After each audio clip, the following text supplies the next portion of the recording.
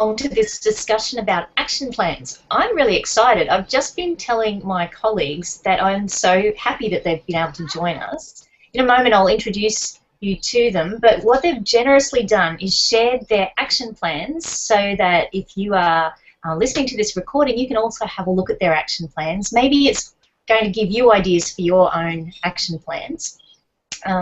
And they're also going to tell us and talk through their design. So if you're listening to the recording, you might like to click on the yellow link that will enable you to give thumbs up when you really like their idea. So when Therese is sharing an idea and you love it, or Leidiluz or Vimal, you go, yeah, we really like it.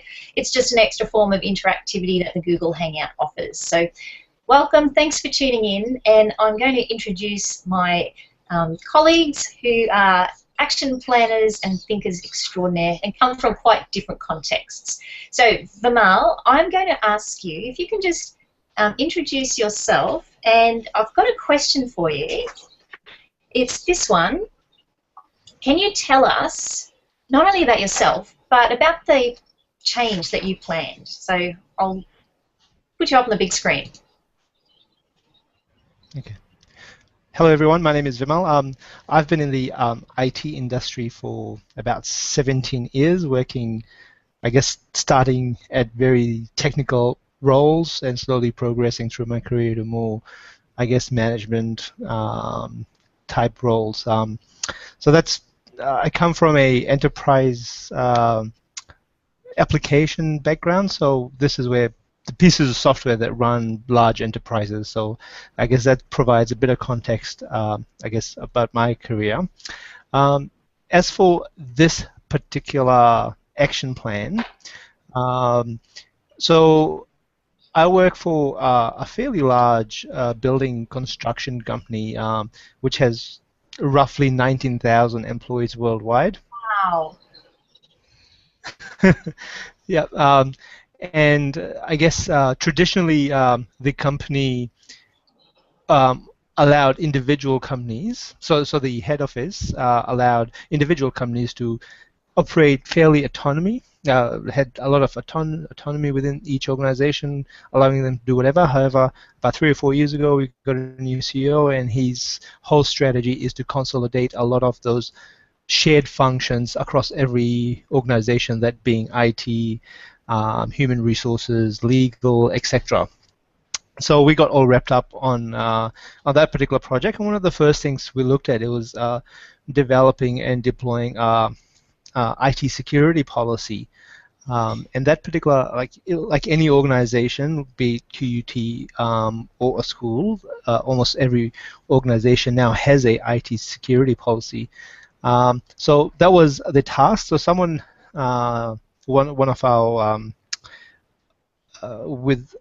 in cohort with a consulting company, we developed a policy. So I was part of the implementation team, rolling it out to all the across the world. It sounds like a really important job. So I'm looking forward to hearing how you thought your way through what sounds like a really complex change. Therese, do you want to introduce yourself and give us an idea of what change you were planning? My name's Therese. My student name is Therese. I'm actually Therese, in a formal context, and I live at a residential college on campus at a university, and I've lived in residential colleges for 20 years. My context is that it's an all-male residential college, and I've been here for 10 years. And in looking at the discrimination and harassment policy, I recognised the fact that it was a very static, dead document. It really guarded against litigation, but it wasn't proactive in any way toward providing strategies to deal with future harassment and discrimination. So my action plan revolved around analysing why changes weren't taking place within the college, and secondly, how we could go about changing the values of and aligning the organisational and personal and professional values of the students and staff so that they were all aligned. So this all fell in line with Kotter's steps for change management, and that's how my action plan actually panned out eventually, starting off with an analysis of data, collecting the data, action research to start off with, and then trying to implement strategies through distributed leadership and also some transactional leadership that would bring about change in the long term. So, sorry, that's a very quick summing up. But and you know, I've tried to sell this document because I think it would really work. So I'm looking forward to someone picking it up and running with it. So I hope that answers a few questions. Thank you. And I heard a lot of loops of change there where you're thinking about why hasn't change worked in the past and what might work in the future, and changing ideas as well as changing policy. So it sounded really important and complex. Leidiluz, your turn. Tell us about your context, because it's probably one I'm more familiar with and I can identify with because it comes in the schooling sector. Yeah, exactly. Well, my name is Leidiluz. I am a teacher. I have been working as a teacher for about 5 years, and not long ago, probably 2 years ago, I entered this new workplace, which is a language school that teaches the subjects in English and Spanish. And me being a local having my degree in teaching makes a big difference compared to other teachers who come from abroad, from different countries whose first language is English, and pretty much that's why they are hired. But I think the main problem is that there is not a coherent plan for all of us to work. We have different experiences, and also there is a problem. Most of the teachers come. Well, the teachers from abroad, they come for 6 months, for 3 months, and they are on their own. There is not a specific program for them to follow, and that's why I was very interested on, I guess, implementing a policy that address this issue, that just give teachers the steps towards getting included in this new work environment, and just I guess, enhancing our service as an educators. And I guess that's it. So I'm hearing a cultural change and from Leidiluz, and I guess Vimal, yours was kind of a structural and political change, and Therese, yours was both cultural, structural, political. Yeah, it had lots of layers. These are really complex and important changes. I want to invite you to answer the second question, which is, now I've got to read it from back to front. Well, what approach guided you? We obviously learned together about different change theories, and there's so many of them. What impressed me was that you each chose strategies that really fitted your context and your vision for change. Vimal, take us through what your thinking process and what process you chose and why. Sure. So, I mean, this policy was quite comprehensive, and I guess there are elements of it which were mandatory across the whole organization, and there were other components that were more negotiable with individual businesses depending on the local environment. Because remember, we're talking about multinational, about 40 different countries with multiple languages, etc. So, so an example of a policy that was not negotiable, the password length, and that normally is dictated by industry best practices, etc. So, and what we found, like in our original audit process, like different companies had different standards, different way of doing it, etc. But we wanted to have a standardized way of doing it so that irrespective, we know at a minimum that this is our policy across. So in that particular policy context, it was there wasn't a lot of room for negotiation. So it was very much top-down type implementation approach, saying this is a policy. This is why we need to do it now. The one thing that I think I I did learn, I guess the biggest learning for me on that approach is, although you do have a very dictatorial type approach, I think having a good explanation and the reason of why you're doing what you're doing is very important to bring people along with you. So although although they don't really have a choice, but you have to still have a velvet glove approach rather than an iron fist approach. Well, that sort of fits in with where I was coming from, actually, too, Vimal. That if change is going to happen, it usually only, research shows that it only happens if people want to change, not if change is imposed upon them. That's right. Well, yeah, and this is the funny thing where they didn't really have a choice about the change; they had to do it. But it was just the approach. And I guess the second type was where we had a bit more room for negotiation, because, for example, and a good example is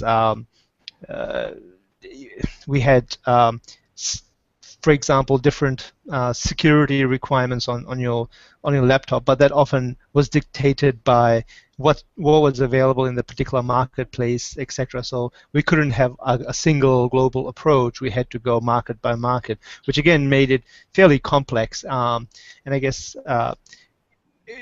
from a project management point of view, the interesting thing, the way you, again, this is another important learning for me, was that the way you manage these type of projects is different from where it's a task-based project delivery mechanism.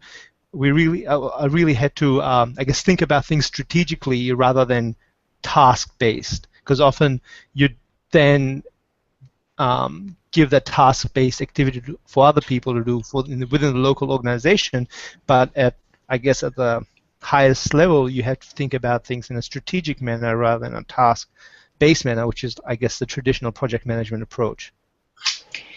And I'm just looking at your plan, and you've used some of that strategic management theory, but you've also drawn on Kotter's 8 steps, and Therese had mentioned that as well. So did you want to talk about Kotter's change management model, or it wasn't that important? You've done a really nice job on the action plan, by the way, of linking the theory in. There's a whole column for theory. You know, yay, academics love links to theory. We lost you, Vimal. You there, Vimal? Yeah, I might go to you, Therese, and you can talk us through. You use Kotter, but I use Kotter, but I also use Kouzes and Posner. So I come from a very values-based philosophy. So, and given that I work with 17 to 22, 23-year-old students. You can't impose change on young people today. They know what they want. They know where they're going. Most of the time, they're telling you what you should be doing. So the strategy, it was very much in line with, if change is to be continual, it needs to be embedded in the culture.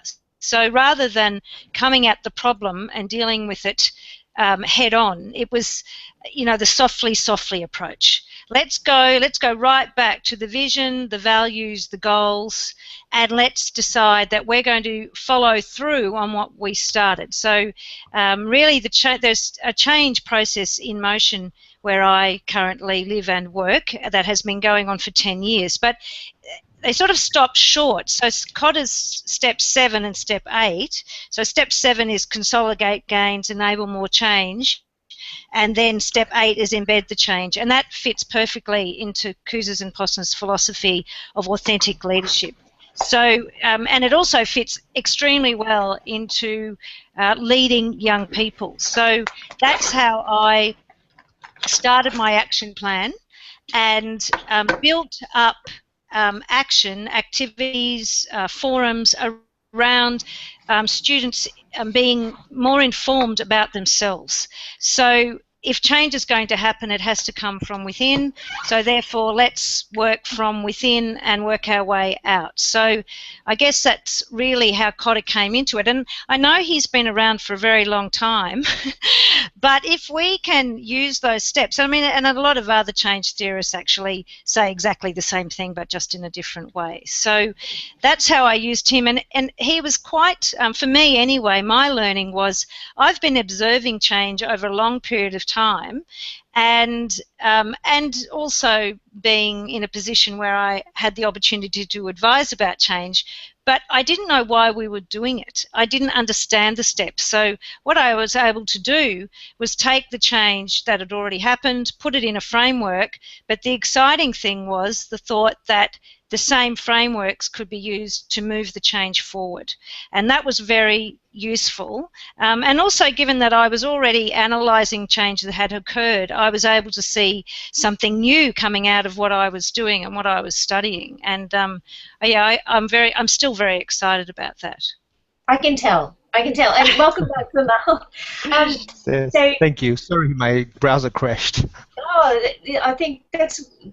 I love the fact this is a live conversation, and the opportunity we've got to learn from each other. And Therese, you're describing a bottom-up change. Vimal's was top-down. So Vimal, can you just finish off how you've listened to how Kotter inspired Therese? Do you want to give a quick thought about how Kotter's 8 steps of change were helpful for you? Sure. So I think if I guess as a general comment, I guess the way I thought Kotter applied to what I was doing in particular was not like, I know Kotter's model says that it's sequential. However, some of the things weren't sequential, but the steps were still there. So things like increasing urgency. I mean, because this was the nature of the policy. You know, the implication of the policy meant that it was quite relatively easy to increase urgency across the organization, and as well as building a team because of that particular reason as well. Now, getting the vision right wasn't always that simple or easy because of the number of changes, and I guess the large cross-section of cultures and values that were within all the different organizations. So what we found, like, sometimes for those mandatory changes, it was quite easy because, you know, people didn't have a lot of choice. But then when it came down to those non-mandatory type policy objectives, it was always, you know, it comes down to, like everything, comes down to personality of the individuals you're dealing with. Sometimes it was easy to negotiate, sometimes not so easy to negotiate. Some people understood or saw the reason why we needed to do this. Others people were very resistant to this type of change. So, you know, and that made it, while you have your vision, it's not easy to implement if you don't have everybody following the vision, especially with a large and diverse group. And so, I think Therese did a really good job of explaining how her plan was driven by a great understanding of the people she was working with, and it's about creating that shared understanding within a very specific culture. Leidiluz, yours is about helping people from different cultures as well. So, you know, you and Vimal are really thinking, okay, we've got multiple cultural backgrounds that I'm trying to work with. And you had another different change approach as well that I found really interesting. Tell us about that. Yeah, but compared to Therese and Jamal's world, it works following Kotter's 8 steps of change. But I think when I thought about my plan, I had to think about the culture in which we live. Pretty much is top down, and people are used to working that way. And if we try to initiate something, it might not have the same effect as it will have in other contexts. So for me, it was very important to just figure it out a way in which we all work well, but at the same time allowing our school to learn through different ways. And that is why Godson's approach for introducing organizational change was very suitable for my policy. The first step is the institutionalization of the plan, in which you just tell them this is the problem and this is what we are going to do. I think we have an alternative of solution. That was the first step. The second step was micropolitics, and which involves also just by telling them exactly how we need to approach, but also we want to ask their opinions. We want to know whether or not these alternatives could help them, or there could be modifications to them, or just additions, or maybe things that they think they might not work. So allowing them to have also an input within this plan. The third phase was memory work, in which just having them, the second one was having them just analyzed, just giving them the plan. This is the plan. What do you think? Read it and just make notations. Would you want to add this, cross off this? And the third phase is about just putting all of us together, having discussions, and just if I say that this might not work, why? Just tell us why, or what is your alternative for that? So working all together and constructing our own plan together. And I guess the fourth stage was generalization of the commitment. So now we all agree, we have a plan, and then it was important for us just to know that there is a problem, we need to change, and this is how we are going to change it. We are all committed to change, and I think that was the plan. Yeah, that was pretty much my plan. I liked how you included memory work and the idea that you can help people who've worked in an organisation think about what they've done before and to challenge some of their memories and to commit to a new one. Yeah, I think that was a really important part of your plan. I'm going to move us on to number 3 because it's a reflective question. Here we go. This is question number 3. Oh, I'll put myself on the big screen so we can read it. So I want to know, is that too close? There. What you found maybe challenging and what you think is probably one of the keys to it working well. So if you had to share and reflect on the whole plan now it's done, if you want to start us off, Vimal?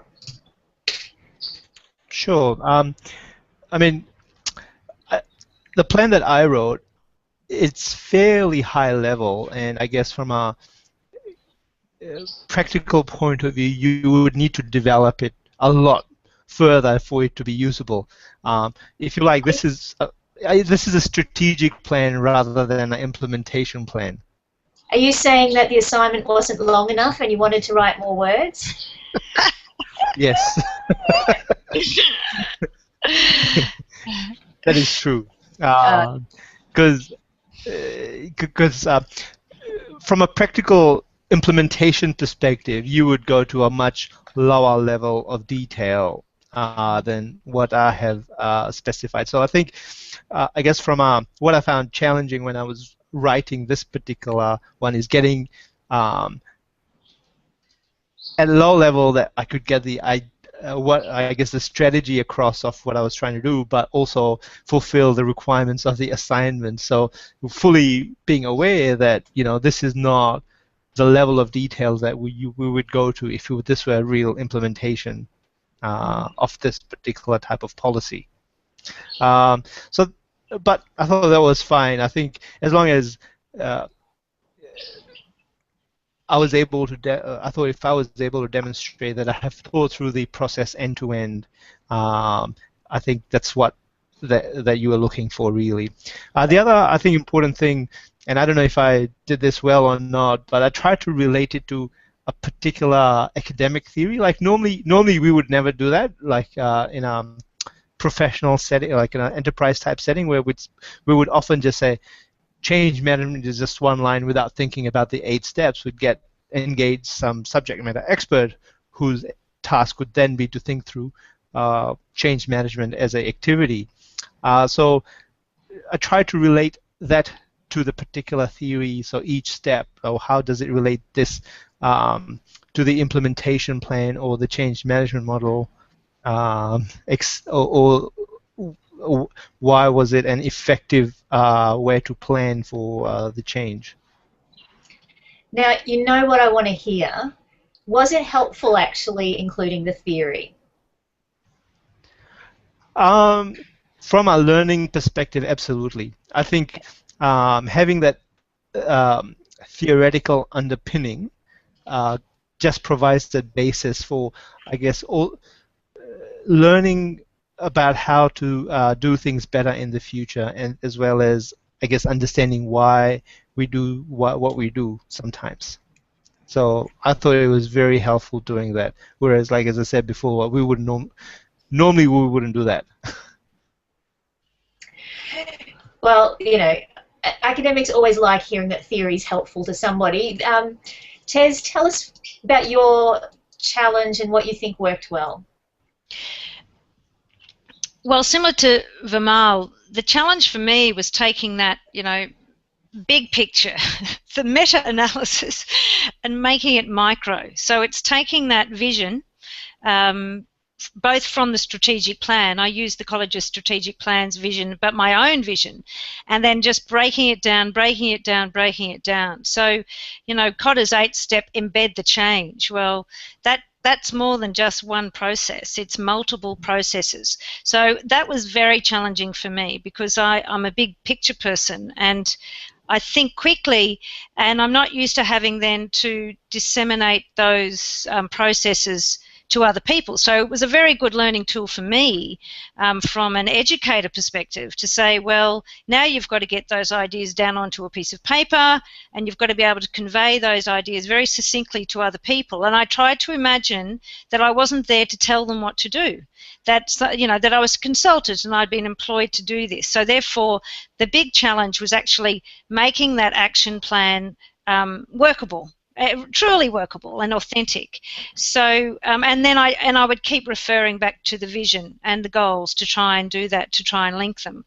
And then, on the other hand, though, what I found worked well was that if you're approaching what you're doing with an authentic will to improve something, and I guess the three of us did that, we chose issues that we felt we had some connection to, then it becomes much easier to be actually involved theoretically, academically, and intellectually. And to be honest with you, you can't stop thinking about it because it's always there. So I found that really interesting. But I also found that given that this was my last assignment for the Masters, it really embedded all the change that I'd experienced. So I was embedding the change myself, and so I was using everything that I'd learnt along the way and to put into this assignment to align the action plan with everything else that had been learnt, but also everything else about the organisation.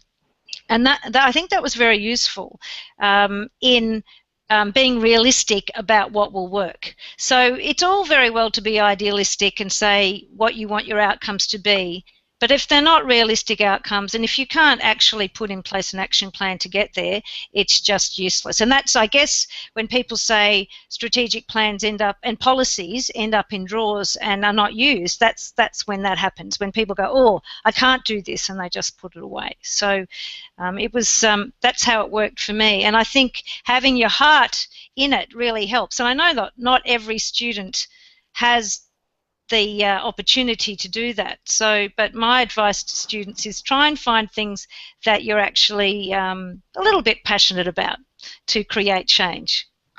And all along I can hear that really strong alignment to your values, and that's beautiful, Tez, that you've been able to pick something that's aligned to your values and practical, keeping that balance. Well done. Leidiluz, your turn. What was challenging and what do you think worked well? Okay, I guess it worked well, the fact that I was part of the problem. I was the one who suffered the problem, and just me willing to change that helped a lot. And also the fact that I know who the people are and how we react as a group. I guess also the fact that we have lots of reading, and I think it's provides you the tool. You have all these tools, and then I think it should work to select which one will work for your specific context. So I think reading helps. Just having all of this knowledge and being able to discern which one works for you. I didn't apply my policy plan yet. I hope I will do it once I get back home. But by doing it, I guess for the next policy plans, if I want to compose some, I would probably take account of the new knowledge that I also learned through different classes. I'm taking a strategic, what is that? A strategic plan unit, and that also expands on what we did now about the true urgency and what it really means. And before it was just theory. I was just new to the theory, and I was just learning. Now I start to understand the global picture and how each unit adds a little bit more to my global comprehension. I want to say thank you very much for sharing, because I think I've learned a lot just by listening to you. I think something I've learned is that you are all quite informed, thoughtful leaders, and that this change process was both strategic as well as quite practical and understanding the people that you're going to be working with. So congratulations, because I think pulling all of those things together is hard intellectual work. I don't know if it felt like hard intellectual work at the time, but yes, it is. It takes a lot of time. It doesn't come just like that. No sleep. Okay. We won't tell everybody about that. But I think the products here are going to be really helpful, hopefully to you and your organisations, but to the people also who you've generously shared them with. So thank you once again for logging on, and to people listening into the recording, if you wanted to share some of your thoughts in the comments section under the YouTube video, that might help you add your comments, because I'm sure you were sitting there listening, wanting to join in the conversation as well. But thanks for joining us, and thank you very much to Leidiluz, Therese and Vimal, and we'll finish us off there.